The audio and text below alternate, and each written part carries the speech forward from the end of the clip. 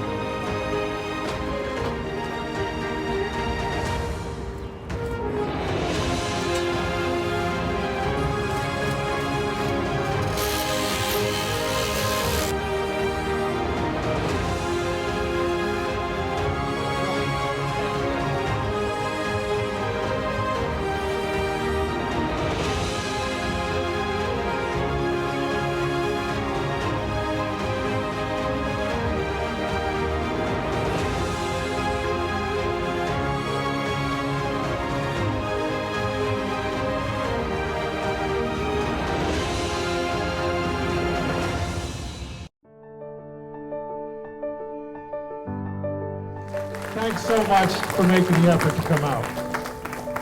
I'm going to read to you, as my speech, the letter that I'm placing into the Cornerstone.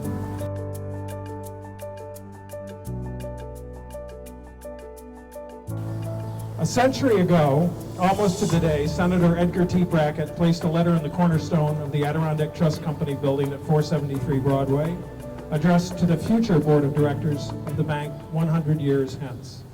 The opening of a time capsule is kind of a subject that naturally lends itself to generating interest, especially a 100-year-old time capsule, because it provides such a compelling window into the past. And in this one in particular, since the bank is such a large institution in the community, there's a lot of people that are interested in what happens and what the founders were thinking when they built the bank. When Brackett wrote his letter, there was no radar, no television, no penicillin, no antibiotics, no Air Force, and no computers. But there was thoroughbred racing, and there was the Adirondack Trust Company. Well, I'm a great-grandson of one of the original founders of the bank, Douglas W. Mabee, and he was actually president during the founding, before the bank opened. So when they were going through the legal work with the state in order to get the paperwork done for the incorporation, he was an interim president before Mr. Brackett came in. Well, it's remarkable to me that 100 years ago, when Senator Brackett wrote that letter, he talked mostly and foremostly about the ethics of doing business and the thought that the bank would be around in 100 years. And he also talked in his letter about the importance of a bank participating in the community development. In this era of flash trading, hedge funds, corporate raiders, mergers and acquisitions, financial innovation and destruction, it seems quaint to us that anyone would believe that an institution outside of government could survive intact for that long a period of time. The process for opening the time capsule was a little longer than we thought, but not too bad. The first step was to actually locate the time capsule, and to do that, we had a general idea, of course, where it was, being in the Cornerstone, but we weren't sure exactly which stone it was in on the corner. So we had to use surface penetrating radar to determine that. Once that had happened, then of course it was a matter of removing the marble blocks and digging into the block with the cornerstone to get it out. That latter process of digging into that marble block took quite a while. Well, how could you ignore it with a letter addressed to the future directors 100 years since, number one. Number two, we had a partial list of what was in that box, but we didn't have a full list. So curiosity overcame us. And three, I have a personal interest in history, so I was more than anxious to see it. It was quite an operation, and we weren't quite sure what would happen. We were hoping the building wouldn't fall down when we pulled out the Cornerstone. Luckily, it didn't. So I knew that there was a Cornerstone box. I knew that there were photographs that we had of that day that they put those, that tin box or copper box into the Cornerstone. My great-grandfather and his wife are in the background. You can see his derby that he was wearing, and you can see the feather in her hat. Since the White Marble Bank was first opened for business in 1916, assets has grown from $3 million to over $1.1 billion. And yet, the banking floor still continues to conduct business essentially the same way it did and it was designed to do 100 years ago. This is a testimony to the foresight of the founders and the diligence of the succeeding generations of officers and employees. At the same desk in the same spot where Senator Brackett sat, Charles S. Van Dusen, Newman E. Waite Jr., Charles V. Waite, and Stephen Von Schenck have each taken their turns. The biggest surprise for me was how well things were preserved after 100 years, and the differential in certain things being preserved. For some items, like we found a 10-cent fractional currency from the Civil War, was very well preserved, and other parts, like the coins, were a little less well preserved. So that differential was very interesting to me. A lot of drilling, a lot of dust, a lot of curiosity, people wondering what was going on as they were looking to see what was being constructed or destructed at the bank.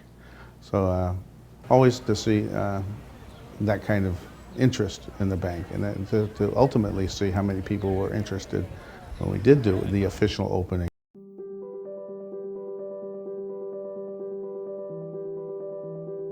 Commitment to community is central to what we do here at the Adirondack Trust Company, and it always has been that way, and it always will continue to be that way.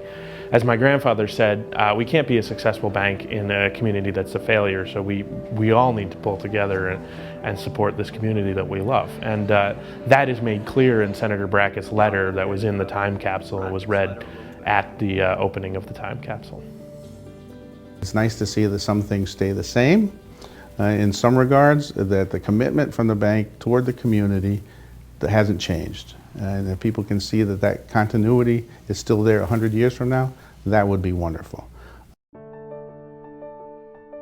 It is also a testimony that by doing business the old-fashioned way, with honesty and integrity and respect for the law, institutions like our bank can not only survive the rapid rate of change today, but indeed prosper.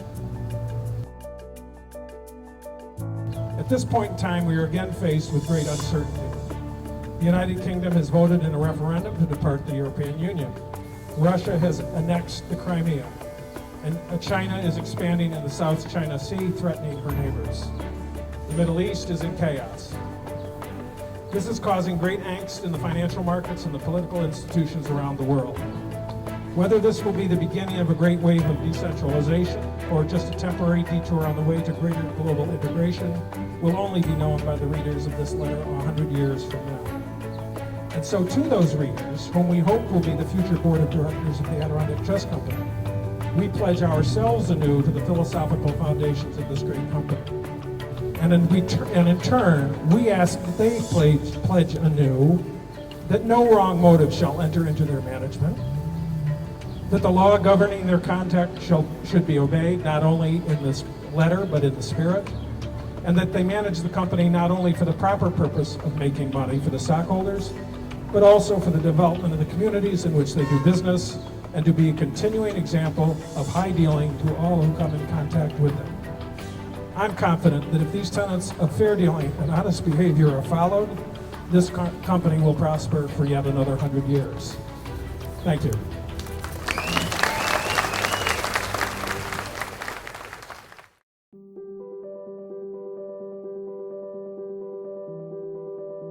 Well, my fondest wish is that it's a group of local business people who are conducting business in an honorable way for the proper purpose of making money for the shareholders and paying attention to the development of the community and paying attention to the development of the employees who make that community possible. And I hope they look back and they can say with pride that they continued the ethical base on which this company was founded, which is to do business in a high-minded fashion and obey not only the letter, but the spirit of the law. And I think if you pay attention to those fundamental precepts of business, which seem to get shunted aside and forgotten in this frantic day of hedge funds and high-speed trading and flash boys and all of that kind of thing, that if you pay attention to the fundamentals of fair dealing with people, you can build a sound business on almost any platform. I want them to know what a great company this is and what a source of pride it has been for me to lead it for 32 years.